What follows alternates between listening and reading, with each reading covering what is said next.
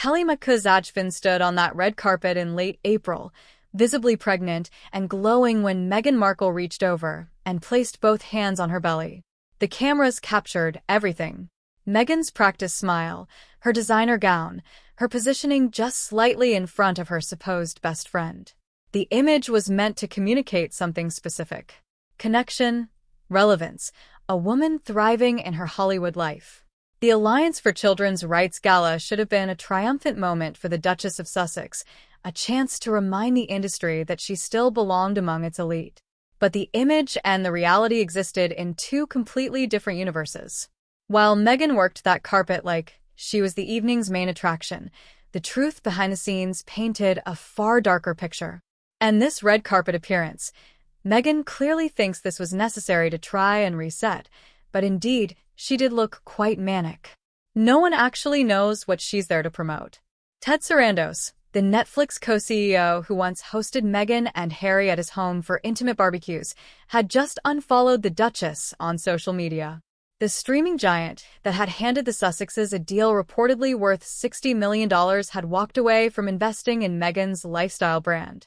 Phone calls to major players went unanswered. Meetings that once filled their calendars had dried up almost entirely. Royal commentator Neil Sean made an observation that cuts right to the heart of what was happening. He noted that in Hollywood, the minute you are not successful, people simply do not want to know you anymore.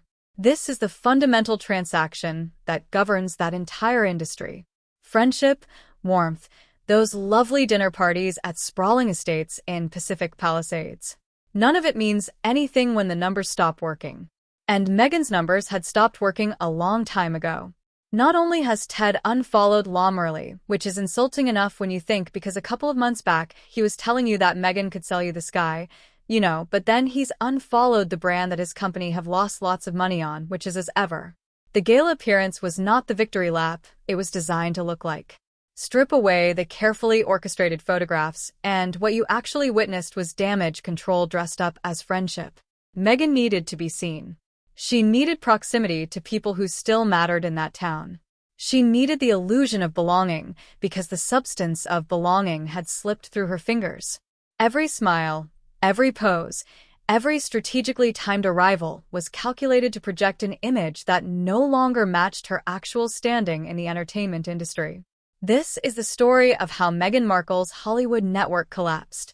Not through one dramatic moment, but through a series of burned bridges, broken trust, and fundamental miscalculations about how power actually works in that town.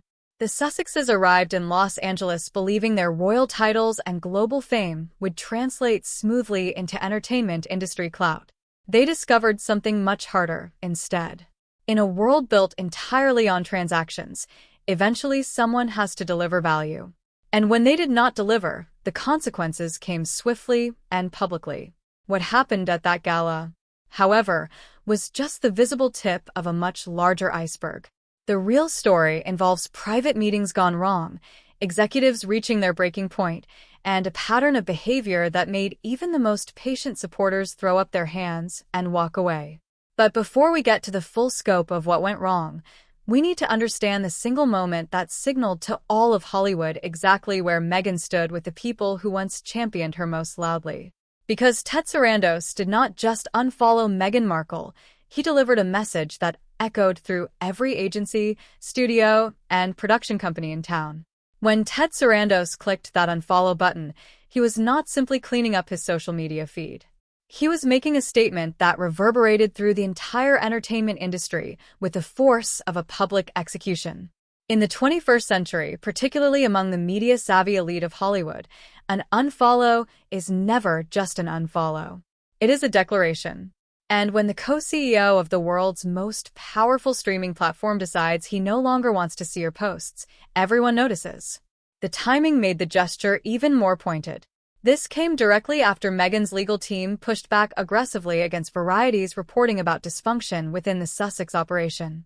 Variety had published a detailed expose outlining years of troubled meetings, difficult behavior, and growing frustration among the executives who had tried to make the Sussex partnership work. Nobody wants to know them in Hollywood. They are toxic. They are pariahs. No one will work with them. They got no money coming in now. Their Hollywood dream has ended in disaster. It's turned into a nightmare. When Meghan's representatives challenged the story, demanding corrections and implying legal action, Variety held firm. They stood by their reporting completely. Ted Sarandos had to make a choice. On one side stood Variety, the industry's most influential trade publication, the outlet that covers every major deal, every box office result, every shift in the streaming wars. On the other side stood Meghan Markle, the Duchess who had repeatedly embarrassed Netflix with underperforming content and constant behind-the-scenes drama. When you frame it that way, the calculation becomes obvious. Ted chose Variety because he needs them far more than he ever needed Meghan. According to sources familiar with the Sussex operation, Meghan's team allegedly pleaded for this not to happen. They understood with perfect clarity what the symbolism would communicate to the wider industry. If Ted Sarandos publicly distances himself from you, every other executive in town takes that as permission to do the same. An unfollow from a peripheral figure means nothing. An unfollow from the man who personally shepherded your $60 million deal sends a message that cannot be misunderstood. Neil Sean reported that nothing says you are finished quite like this kind of public severing.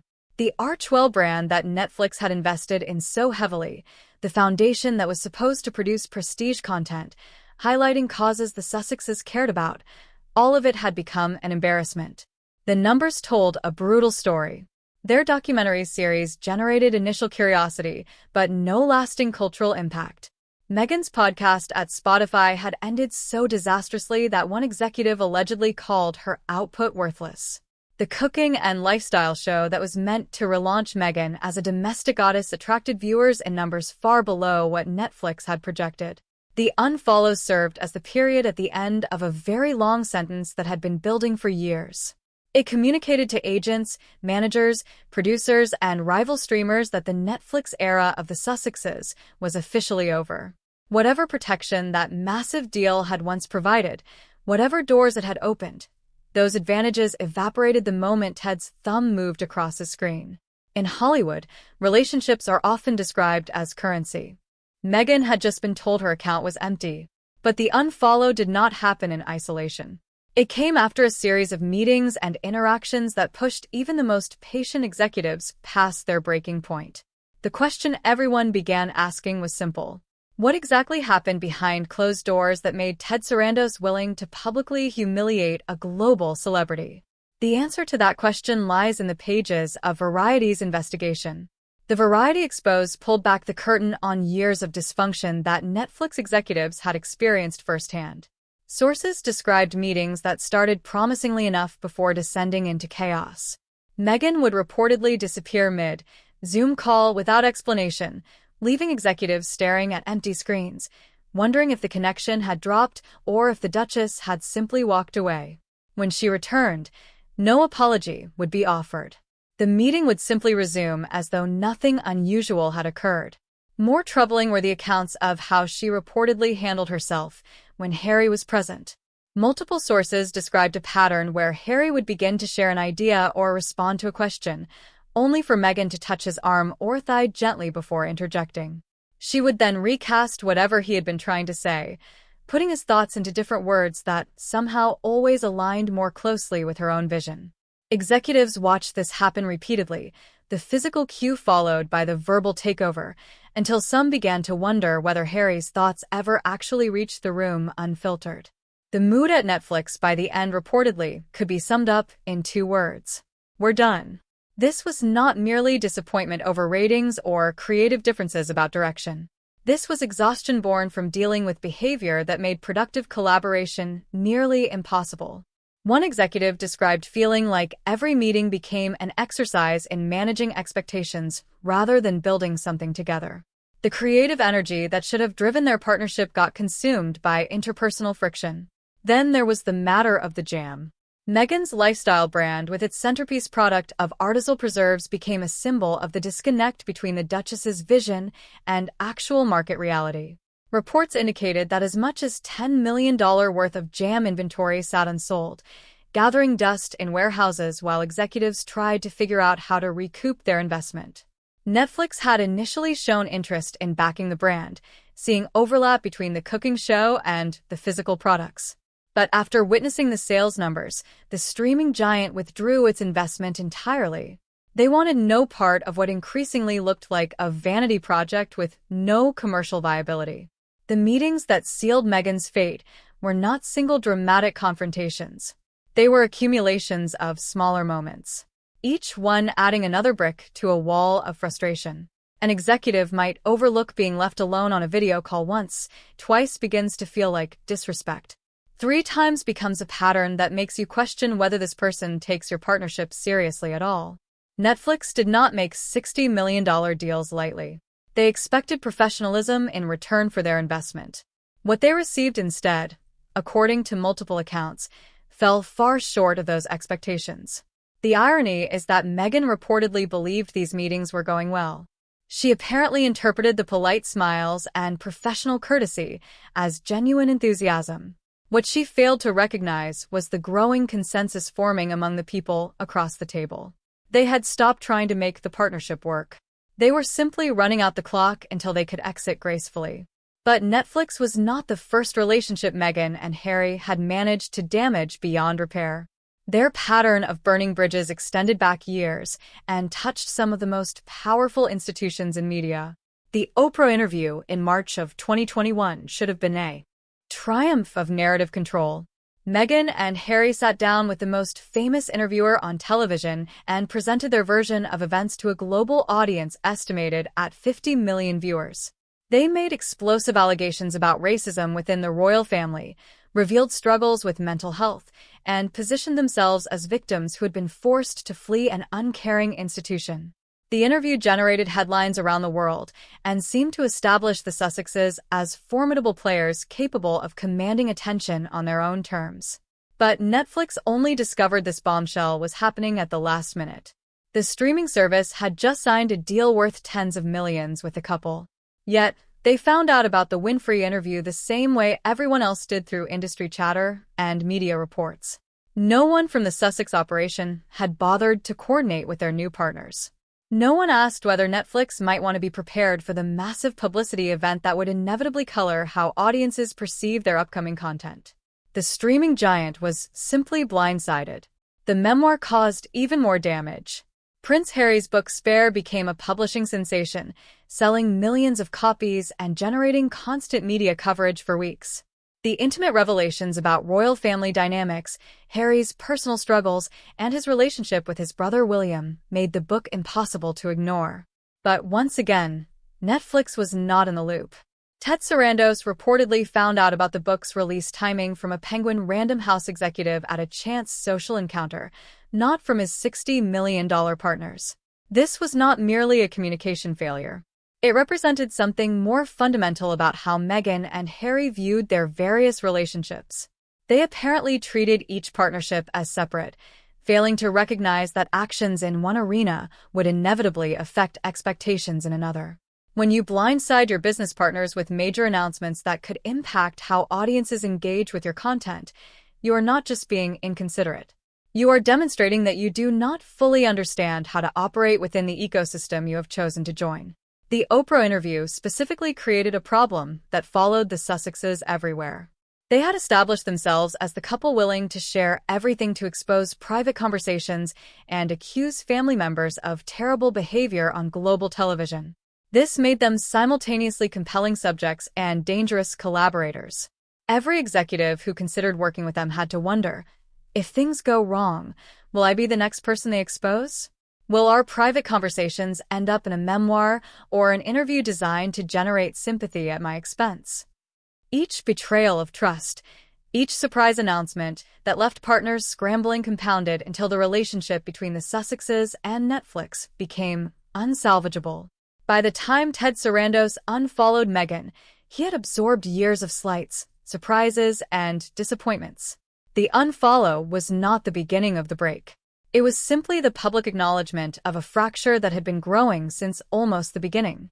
And while the professional bridges burned, Meghan continued performing as though nothing had changed, most visibly at that Alliance for Children's Rights Gala, where every gesture seemed calculated for maximum impact. The Alliance for Children's Rights Gala on April 24th should have been a simple event. Kelly McCuz-Ajfin was being honored for her work with the organization. Meghan attended to support her friend and present the award. Harry was listed as a co-host, but did not appear. By the end of the evening, the story had become less about children's rights and more about Meghan's behavior on the red carpet and during the ceremony itself. Photographers captured the moment Meghan reached out and grabbed Kelly's pregnant belly with both hands. The image circulated widely, prompting commentary about boundaries and the tendency to make other people's moments about oneself. Kelly stood there graciously, but the body language told a complex story. This was supposed to be her night. She was the one receiving the honor. Yet somehow the photographs were dominated by Meghan's hands, Meghan's positioning, Meghan's practiced camera-ready angles. Inside the venue, Meghan presented the award to Kelly and delivered remarks that reportedly extended well past their allotted time. The music that typically plays to signal a speaker should wrap up began, but Meghan continued speaking. Only when the audio cue became impossible to ignore did she finally conclude. Shortly after handing over the award, Meghan departed the event. She had accomplished what she came to accomplish. Being seen, being photographed, being associated with philanthropy and friendship in ways the cameras could document. The incident reinforced a perception that had followed Meghan throughout her public life. Whether at events where she was the focus or events where she was merely a guest, the same active seemed to repeat. The attention somehow always flowed toward her. The photographs somehow always feature her most prominently. The moments that belonged to other people somehow became shared property, with Meghan claiming her portion of the spotlight. Critics described the behavior harshly. "This is not resilience." One commentator noted, "This is having no shame." That assessment may be too severe, but it captured something real about how Meghan was being perceived. The gap between her self-presentation and how observers received that presentation had grown into a canyon. She seemed to believe she was supporting her friend and gracing the event with her presence. Others saw someone desperately grasping at relevance by inserting herself into any available moment of visibility. The visual of Meghan at that gala working the room with practiced celebrities stood in stark contrast to the absent Harry. The couple had been listed together as co-hosts. His no-show invited speculation about where he was, why he had not come, and what was happening within their partnership. Was this a scheduling conflict or something more major? The answers, according to sources close to the situation, were deeply concerning. Because while Meghan performed confidence on that red carpet, Harry was reportedly dealing with something far more serious behind the closed doors of their Montecito estate. Sources close to Prince Harry described a man going through an exceptionally dark time during this period. The word trapped appeared repeatedly in accounts of his mental state.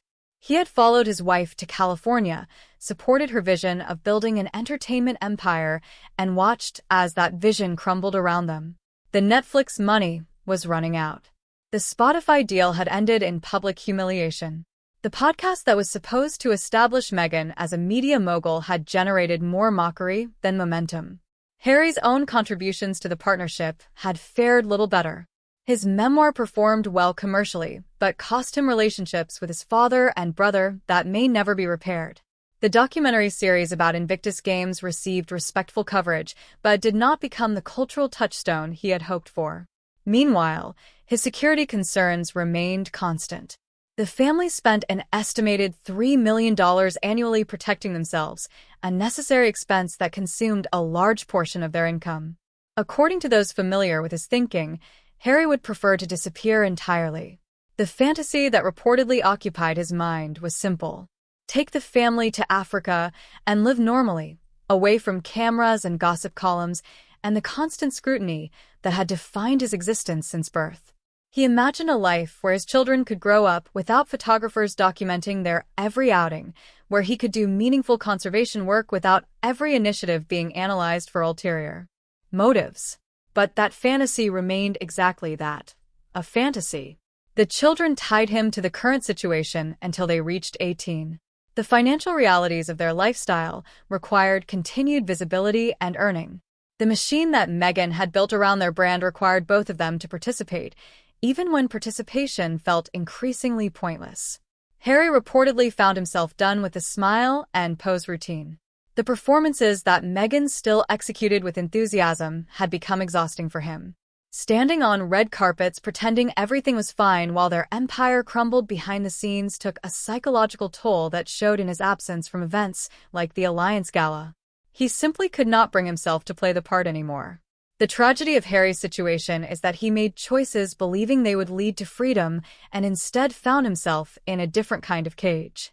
He left the royal family partly to escape the constraints of protocol and duty. He moved to California partly to build something new on his own terms. What he found instead was a different set of constraints. These ones defined by content deals and brand partnerships and the relentless demands of the American celebrity ecosystem. The Gilded Cage had simply changed locations and management. Those who knew him before the move described someone fundamentally different from the man navigating this Hollywood collapse. The Harry who founded Invictus Games and championed mental health causes radiated purpose.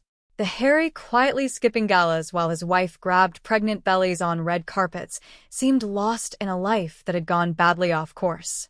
Friends worried about him. Family members who might have offered support remained around. He was by many accounts deeply isolated in his mansion by the sea. And while Harry struggled privately, the entertainment industry was sending a collective message that neither he nor Meghan could afford to ignore. The message Hollywood delivered to the Sussexes carried the brutal clarity that industry is famous for. Stop calling. The phone is dead. Those 5 words captured everything Meghan and Harry needed to understand about where they stood after years of failed projects and burned relationships. The barbecues at Ted Sarandos's home meant nothing now. Those evenings where Meghan socialized with Ted's wife, Nicole, where the Sussexes were welcomed into one of the most powerful entertainment families in the world, had created an illusion of genuine friendship. But Hollywood friendships operate on different rules than friendships elsewhere. They are often proximity relationships, people bonding because their professional interests temporarily align.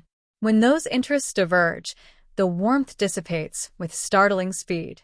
Meghan apparently believed that personal relationships would protect her professionally. She assumed that being welcomed into someone's home, breaking bread with their family, and exchanging pleasantries at charity events created bonds that would survive professional setbacks. What she discovered was the opposite. The personal access had always been a function of the professional potential. Once Netflix concluded that the Sussex partnership generated more headaches than value, the dinner invitations dried up along with everything else. This represents the oldest tale in Hollywood, a story repeated countless times across decades. Usefulness determines relationships. The town operates on a simple equation. What can you do for me and what have you done lately? Meghan's What Have You Done Lately column had grown embarrassingly thin. The documentary generated modest attention. The cooking show underperformed. The podcast became a punchline. The lifestyle brand sat in warehouses unsold. From a purely transactional perspective, the Sussex had failed to deliver on their promise. The cruelest cut in a town built entirely on transactions is not outright rejection. People understand rejection. They know that not every meeting leads to a deal. Not every pitch gets greenlit.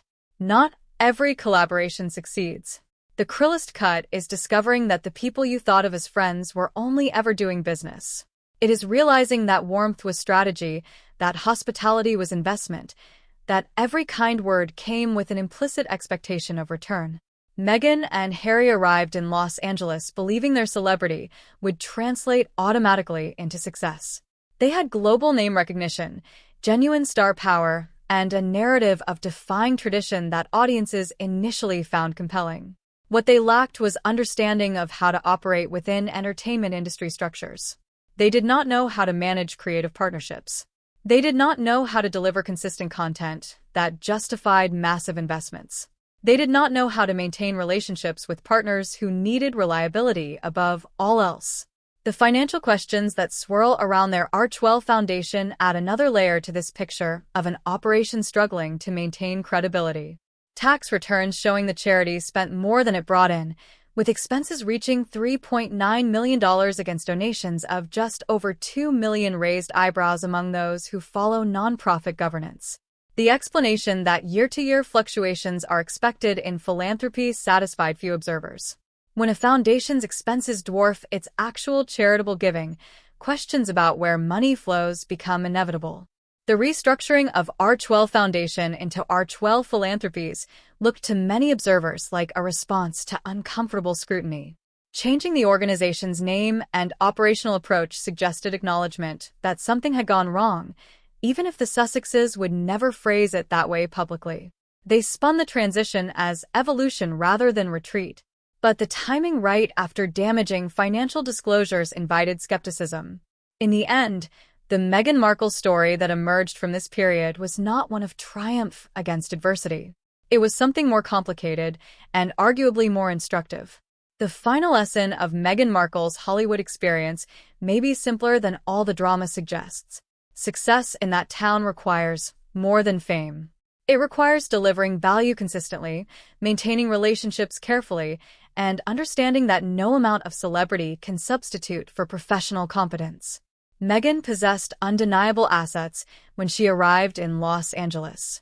She had name recognition that most people in entertainment spend careers trying to build.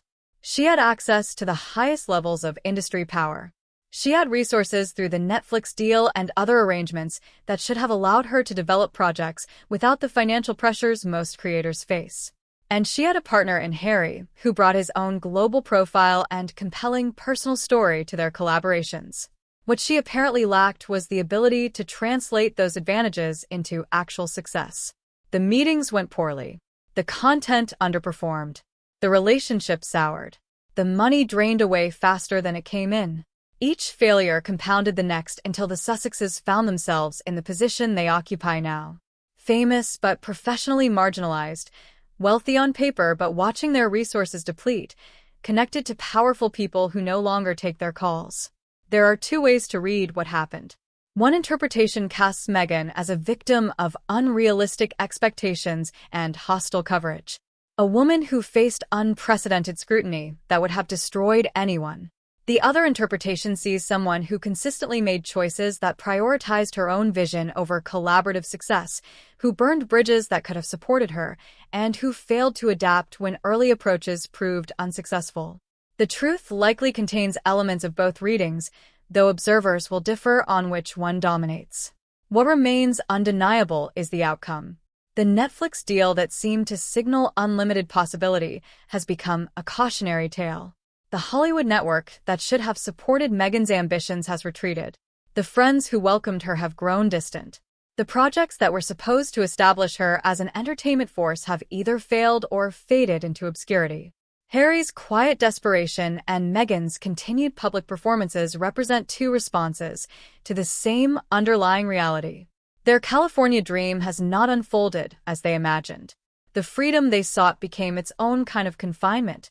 The empire they tried to build never quite materialized. They remained globally famous, constantly discussed, perpetually controversial. But they are no longer players in the town they chose as their home. The red carpet at the Alliance for Children's Rights Gala captured something real about where Meghan stands. She can still get into the room. She can still work the carpet.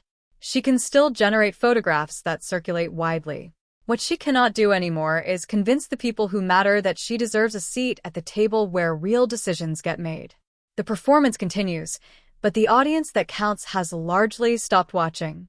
Whatever comes next for the Sussexes will unfold against this backdrop of diminished possibility. They are not finished entirely. People have come back from worse positions in Hollywood, though usually with different strategies and genuine humility about past mistakes. Whether Meghan possesses the flexibility to reinvent herself or whether she remains committed to approaches that have already failed will determine much about how this story ultimately concludes. For now, the phones remain silent. The meetings remain elusive. The Netflix co-CEO has unfollowed, and somewhere in Montecito, Harry reportedly dreams of escape, while Meghan prepares for her next appearance. Still convinced perhaps that the right photograph might finally change everything. The comment section is yours. Tell me where you stand and subscribe for the next update.